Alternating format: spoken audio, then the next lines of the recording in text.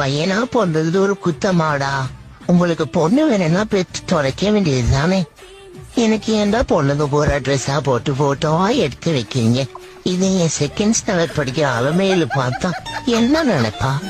இவருதாங்க எங்க அப்பா, ராஜபாரம்பரை சேர்ந்தவர். 7 தலைமுறைக்கு உட்கார்ந்து சாப்பிடுற அளவுக்கு சுத்து இருந்துச்சுன்னு சொல்லுவாரு.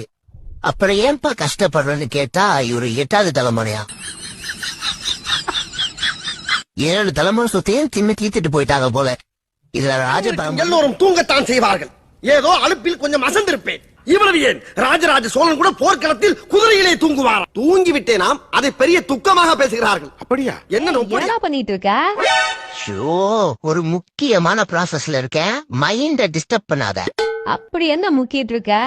முக்கிட்டு இருக்கனா?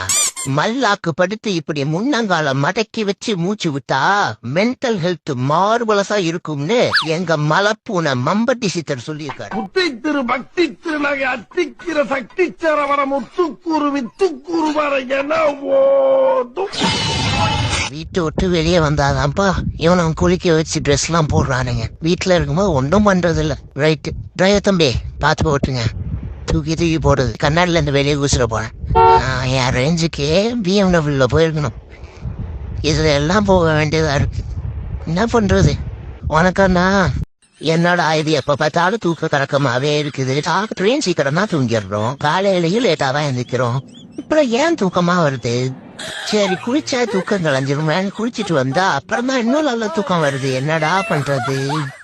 இந்த 2025 எங்க அப்பாக்கும் அம்மாக்கும் நடந்த ஒரே நல்ல விஷயம் நான் பிறந்தது மட்டும்தான். அதை தவிர்த்து நல்ல விஷயங்கிற வார்த்தை கூட அவங்க லைஃப்ல இடம் இல்லாம போச்சு. உங்களுக்கு இந்த 2025 எப்படி போச்சு அப்படின்னு கீழே கமெண்ட்ல சொல்லுங்க.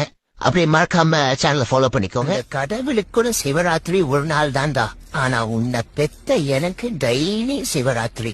நைட்டு 1 மணிக்கு தான் டிவி பாக்குறது, ஓயாம விளையாடுறது. முடியலடா சாமி, நைட்டு மட்டும் எங்கேயாச்சு ரோடோரம் போய் தூங்கிடலான்னு இருக்கிறா எப்பா. ஒரு சிக்கத்தை கூட்டுக்குள்ள அழைச்சு வச்சு வேடிக்கை பாக்குறீங்களா? தொலைச்சு விடுங்களா? நான் தடி கண்டு ராஜானா என்ன இந்த மாதிரி இடத்துல அழைச்சு வைக்காதீங்களா? சொன்னா கேளுங்களா? வந்து தொலைச்சு விடுங்களா? இப்ப நீங்களா திறக்க போறீங்களா? இல்லன்னா நானா உடச்சுக்கிட்டேன். காலையில என்னோட மம்மி எனக்கு புது ட்ரெஸ் போட்டுட்டதும் ஐ ஜாலி எங்கேயோ வெளியே சுத்தி பார்க்க போறோம்னு நினைச்ச ஃப்ரெண்ட்ஸ். பார்த்தா இன்ஸ்டாகிராம்ல வீடியோ போடுறதுக்காண்டி என்னை வளைச்சு வீடியோ எடுத்து என்னை டயர்ட் ஆக்கிட்டா. சரி தூங்கலான்னு பார்த்தா அப்பயும் என்னை விட்டுற மாதிரி தெரியல. ரூமே வேகுது, நீ மட்டும் எப்படி நிம்மதியா தூங்குற? கள்ளமில்லாத மனசு படுத்தோன்னு தூங்கிடுவேன். உங்கள மாதிரியா? அம்மா கறி கேமரால போக்கஸ் பண்றான், நான் போட்டோவா வீடியோவான்னு தெரியலையே.